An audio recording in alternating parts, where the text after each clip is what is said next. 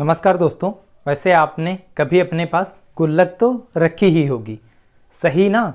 शायद अभी भी रख रहे हो। अगर गुल्लक नहीं रखी है तो एक चीज़ तो ज़रूर आपके पास होगी, वो है आपका बैंक अकाउंट। सही कहा ना? आप सोच रहे होंगे कि आज आप क्या गुल्लक, बैंक अकाउंट, इन सभी की बात क्यों कर रहे हैं। तो दोस्तों ये बातें मैं इसलिए कर रहा हूँ क्योंकि आज का अपना जो टॉपिक है वो इसी पर है। दरअसल आज हम समझेंगे कि भारत सरकार के पास जो करोड़ों अरबों का रुपया है वो भारत सरकार कहाँ रखती है, उनकी गुल्लक कौन सी है या उनका बैंक अकाउंट कौन सा है। आइए उसी पर एक चर्चा करते हैं विस्तार से।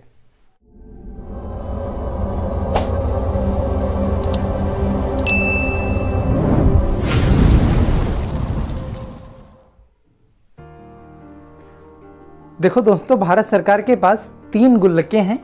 उन्हीं में भारत सरकार अपना पैसा रखती है और उसी में से अपना पैसा आवश्यकता अनुसार निकालती है। हाँ, इतना ज़रूर है कि तीनों गुल्लकों का काम अलग अलग होता है और उनमें पैसा कहाँ से आता है और कैसे निकाला जाता है उसके भी प्रक्रिया अलग अलग है। दोस्तों, पहली गुल्लक का नाम है भारत की संचित निधि, कंसोलिडेटेड फंड ऑफ इंडिया। ये भारत की पहली गुल्लक है जो भारत सरकार की। दोस्तों, जो भारत सरकार की दूसरी गुल्लक है उसका नाम है भारत की आकस्मिकता निधि, कंटिजेंसी फंड ऑफ इंडिया। और तीसरी और अंतिम जो गुल्लक है उसका नाम है भारत का लोक लेखा, पब्लिक अकाउंट्स ऑफ इंडिया। इन्हीं तीनों गुल्लकों में भारत सरकार अपना पैसा रखती है।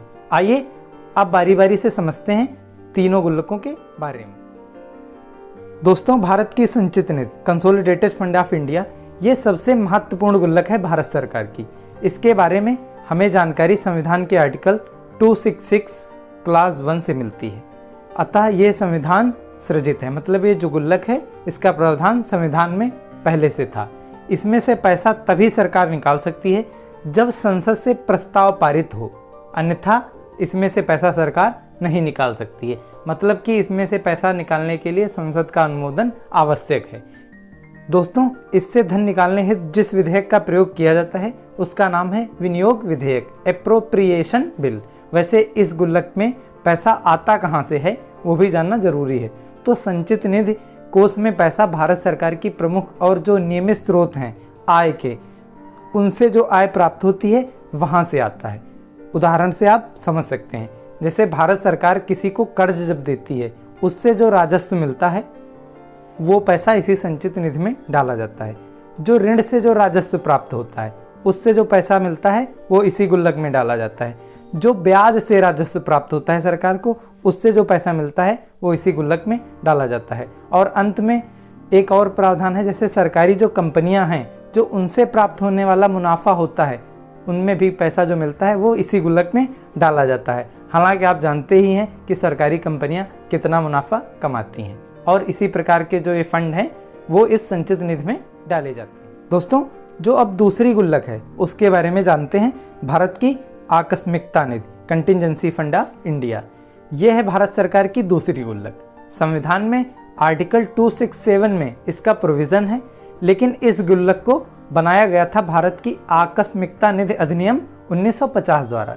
जब ये बनी थी तो इसमें प्रारंभ में सिर्फ 50 करोड़ रुपए की धनराशि थी, लेकिन वर्तमान में इसमें इस राशि को बढ़ाकर 500 करोड़ के करीब कर दिया गया है। वैसे सरकार इसे संसद की सहमति बिना सीधे राष्ट्रपति या कार्यपालिका की सहमति द्वारा भी प्रयोग कर सकती है।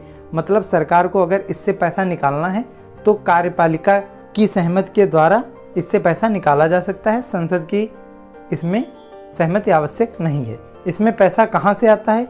तो जो पहली गुल्लक आपको मैंने बताई संचित निधि वाली, उसी में से पैसा निकालकर इस गुल्लक में डाला जाता है। ऐसा क्यों होता है कि उस गुल्लक से निकालकर एक नई गुल्लक बनाई गई और इसमें पैसा डाला जाता है?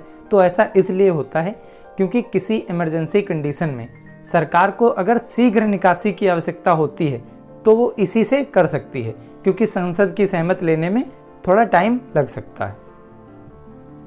दोस्तों, अंतिम जो भारत सरकार की गुल्लक है वो है भारत का लोक लेखा, पब्लिक अकाउंट्स ऑफ इंडिया। यह है तीसरी और आखिरी गुल्लक।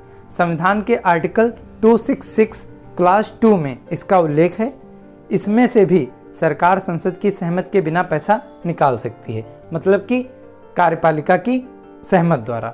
इसमें वो पैसा रखा जाता है जो भारत सरकार की आय के नियमित स्रोत नहीं है। मतलब इनमें वो पैसा जाता है जिनसे भारत सरकार को नियमित आय नहीं होती है। जैसे मतलब ये एक ऐसा पैसा होता है जो किसी की अमानत या धरोहर है लेकिन सरकार के पास रखा हुआ है।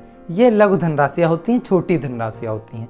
आप उदाहरण से ऐसे समझ सकते हैं, जो सरकारी कर्मचारी होते हैं उनकी जो भविष्य निधि पीएफ, उसका जो पैसा होता है वो इस गुल्लक में डाला जाता है। सरकार द्वारा जारी किए गए जो बचत पत्र हैं उनसे जो धनराशियाँ प्राप्त होती हैं वो इसमें डाली जाती है। और जो न्यायालय है वो किसी पर अगर जुर्माना लगाता है तो वो जो जुर्माना वसूला जाता है उससे जो प्राप्त आय होती है वो इसमें डाली जाती है। दोस्तों, आई होप आपको ये वीडियो पसंद आया होगा और आपने काफ़ी बेहतरीन तरीके से समझा होगा कि भारत सरकार की कितनी गुल्लकें हैं, उनका नाम क्या है, वो कैसे काम करती हैं, उनमें कहाँ से पैसा आता है, सरकार उनसे कैसे पैसा खर्च करती है। तो अगर आपको हमारे वीडियो, हमारे टॉपिक्स जो हम सेलेक्ट करते हैं वो पसंद आते हैं तो प्लीज़ अब आपका एक काम बनता है कि आप हमारे चैनल को सब्सक्राइब कीजिए। और अगर आपको टॉपिक पसंद आता है तो प्लीज़ अपने दोस्तों के साथ शेयर भी कीजिए। और आपसे एक निवेदन है कि अगर आपको कुछ भी लगता है, आप हमें सजेशन देना चाहते हैं या कोई आपका सुझाव है या आप चाहते हैं कि हम कोई सुधार करें या आपकी कोई डिमांड है किसी टॉपिक को लेकर, तो प्लीज़ वो कमेंट सेक्शन में बताइए, हम उसको पूरी करने की पूरा प्रयास करेंगे। जय हिंद, जय भारत। मिलते हैं किसी नेक्स्ट टॉपिक के साथ। बहुत बहुत धन्यवाद।